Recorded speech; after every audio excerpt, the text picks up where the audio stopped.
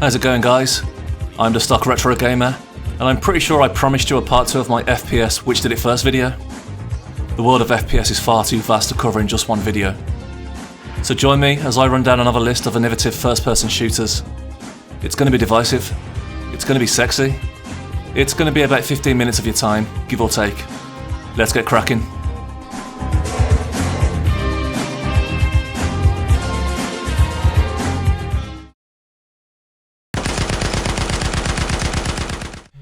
Now, there's some debate around which is the first ever first-person shooter. I guess if you're watching this, maybe you'll know it's not Doom, or even Wolfenstein 3D. Developed in 1973 by Steve Colley, Greg Thompson and Howard Palmer, Maze War is a rudimentary first-person shooter game made for the IMLAC PDS-1. The game consisted of 2 players or more, where you would traverse a flat maze and shoot your opponent to score points. That's pretty much it. No items to pick up, no health bar, no gun wheel. Just a bare-bones wireframed arena and a little star of light representing your projectile. But hey, in 1973, what more could you ask for? Maze War was also a network multiplayer, so it had that covered too. It's like save some innovation for the rest of us, Maze War. It's very hard to overstate just how important Maze War was. This was made in a time when video games were barely even a thing. Pong, the supposed first ever video game, had only come out 1 year prior. And yet, around that time, these 3 guys came up with a concept for a game that would revolutionise an industry that barely existed yet. Pretty impressive. Several improvements and updates were made to Maze War that would eventually evolve into the FPSs we know today.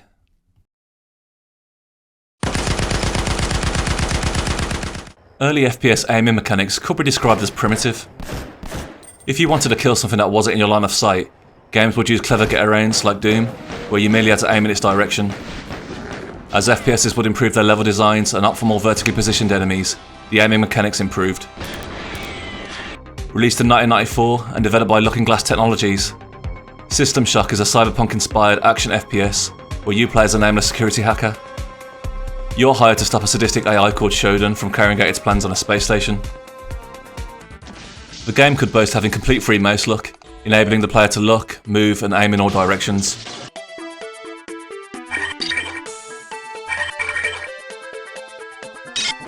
Such freedom in an FPS hadn't been experienced on this level before, and it changed all FPSs moving forward. The combat in System Shock, although not as frantic and fast-paced as some FPSs, was quite sophisticated. As well as shooting in all directions, you could lean around corners to get a drop on your enemy. You could also jump and duck too. System Shock is known for its depth and immersion. As well as tackling cyborgs and mutants, the game would have you hacking security systems, solving puzzles, and reading memos left by previous employees, which really added to the realism. One of the technicians says we can just flip a switch and make the converter a surgery unit again. The interactivity of your surroundings was a major feature of System Shock. It really felt like every nook and cranny of the level could be analysed and dissected. You could collect and store items in your inventory for later use, such as weaponry and health, which itself was new for the time. With its innovative controls, its immersion, and its attention to detail, System Shock really took first-person shooters to a whole new level.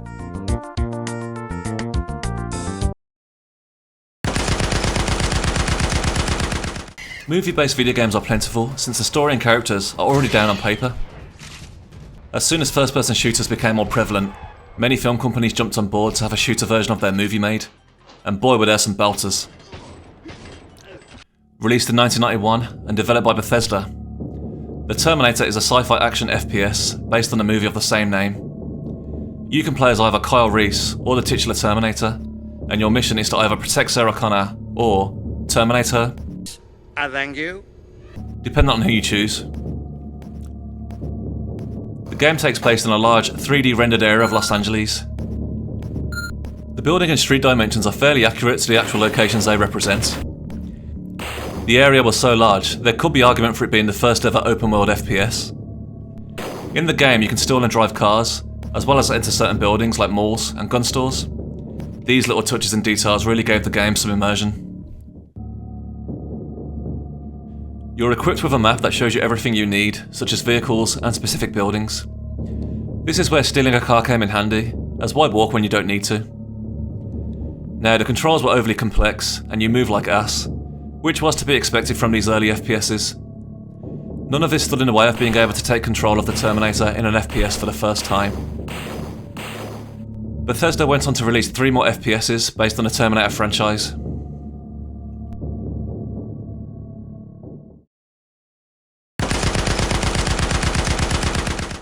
Vehicular combat first-person shooters are a subgenre of FPS that have you solely controlling a vehicle to engage in combat.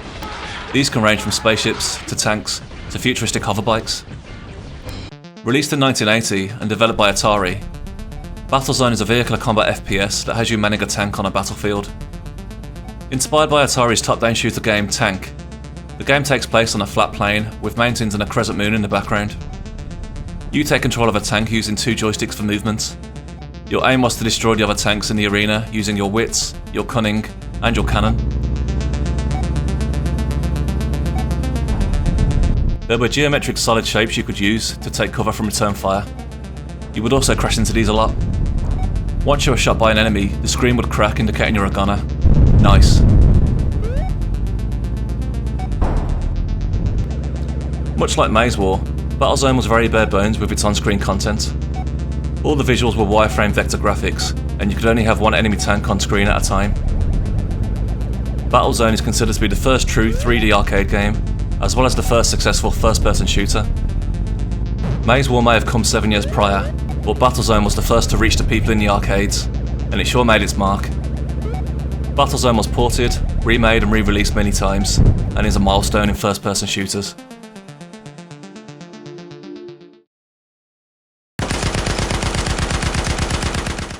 First-person shooters and destruction go hand in hand. Improvements in system power and graphics have allowed destruction in shooters to reach a level of insanity, with the damage being off the charts. Released in 1996 and developed by 3D Realms, Duke Nukem 3D is a sci-fi action first-person shooter that has you playing as the titular Duke, a gun-toting, vest-wearing, wisecracking badass who must defend the Earth from some pig-like aliens.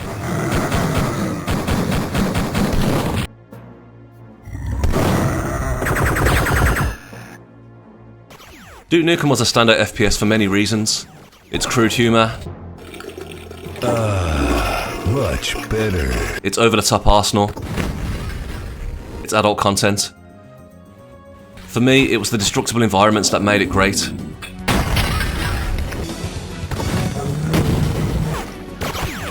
Holy shit. Anything within the levels that looked like it could be destroyed was more or less destroyable. Anything glass, combustible, ornamental, you know was fair game.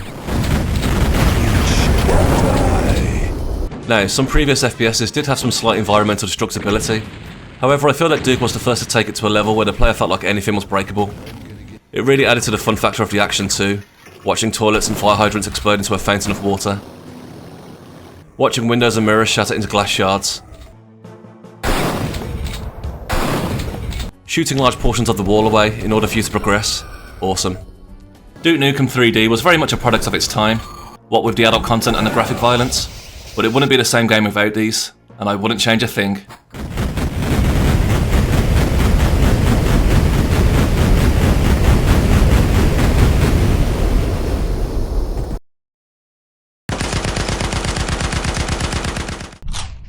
I think we can all agree when it comes to the future of first-person shooters, it's all going to be about the virtual reality.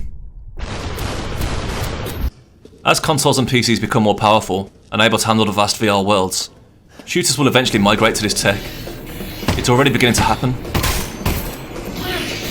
Released in 1991 and developed by Virtuality Limited, Daor Nightmare is a virtual reality FPS released on the 1000 CS unit. You take control of an avatar and must shoot your opponent in a fully VR rendered world, which consisted of several platforms you could leap to and from to evade death. The game supported up to 4 players simultaneously, and you'd also have to evade flying pterodactyls that would swoop down, pick you up, and drop you to your death.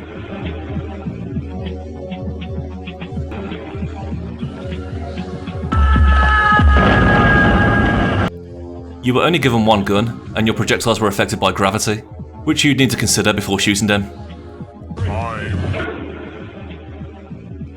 As you can imagine, the graphics were rudimentary, and it didn't control great. But given that this came before Wolfenstein and Doom, I think you can forgive them this. Go on. Daor Nightmare is a highly ambitious game that was way ahead of its time, and has earned its place in FPS history.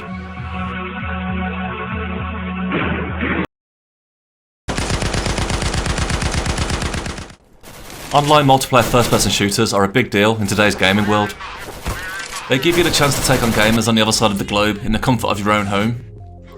Now you know I can't get through a list of shooters without mentioning Doom.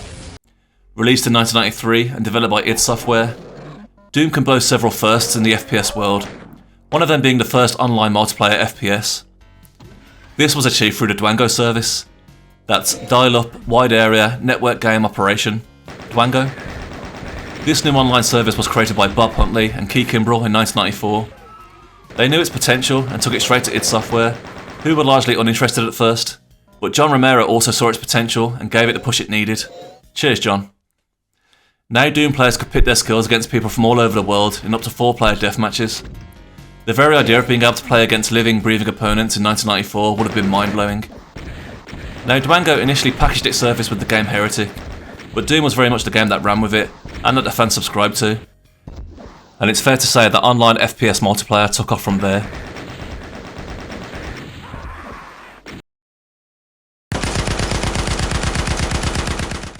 Twin analog sticks in shooters were a game changer for the genre. Finally, console owners could play FPSs with the same fluid movement and precision that PC owners had been experiencing for quite a few years. Released in 1998 and developed by Cyclone Studios, Uprising X is a sci-fi vehicular first-person shooter game that has you controlling a Wraith, which is basically a futuristic tank. The game has you capturing enemy bases on the battlefield and then commanding their units to ensure your victory. You needed to take a more strategic approach in how you plan your attacks, as it's easy to get overwhelmed by enemy units. The game utilised both analog sticks on the PlayStation DualShock controller for movement and weapon aiming, which made the combat in the game so satisfying. No more clunky awkward positioning of the crosshairs like on previous FPSs. Now you could simultaneously move through the levels and shoot in all directions with this new pioneering technique. Now GoldenEye gave a crazy option of using two N64 controllers. One in each hand, so both hands could use the N64 analog sticks to control Bond in the game. But this wasn't the default setting and it didn't really catch on. Twin analog sticks on controllers became the norm moving forward, and first-person shooters never looked back.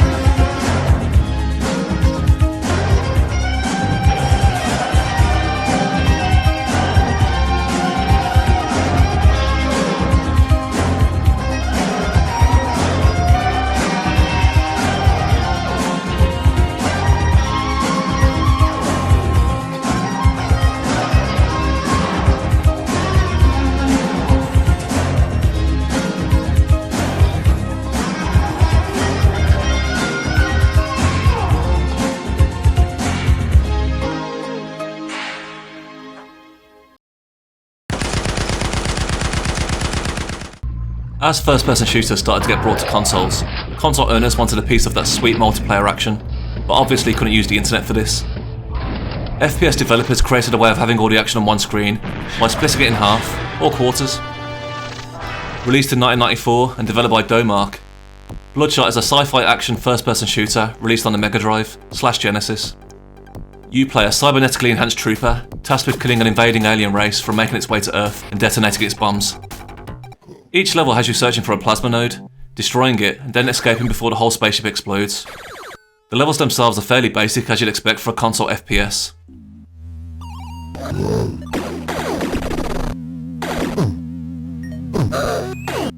Your arsenal is surprisingly large and varied, and you can pick up health and ammo to aid you.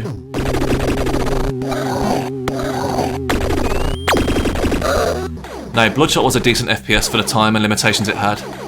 You'd be satisfied enough just with the single player campaign, but it also gave you split screen multiplayer too. That's right, vertical split screen multiplayer on a first person shooter in 1994. 3 whole years before GoldenEye. Mind boggling.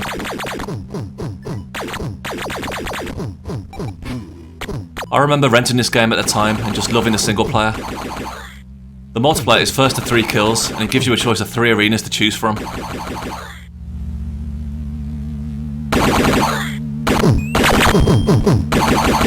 The game only had a European release, so wasn't able to hit the heights it could have, nor did it spawn any sequels, but will have a place in FPS history as the first split-screen multiplayer. And that's it guys, I hope you enjoyed the video. Please like, subscribe and comment as it really helps out the channel. I'm the Stock Retro Gamer, and I'll catch you in the next one.